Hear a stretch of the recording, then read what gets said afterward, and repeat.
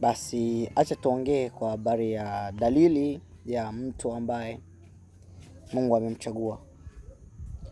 Unajua kwenye jamii na maisha yetu sasa hivi kuna wengi ambao Mungu Baba amewachagua.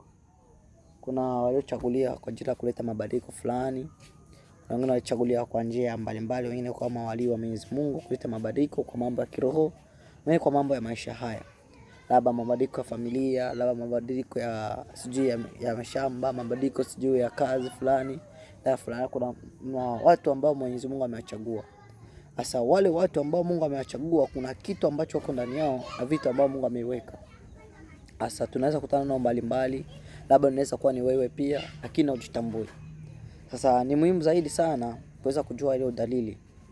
Sasa nitakwambia dalili chache tu, zingine nitaweka kwenye episode inayofuata. Dalili ya kwanza, anakuwa ni mtu ambaye anawasaidia wengine lakini yeye hawasaidii.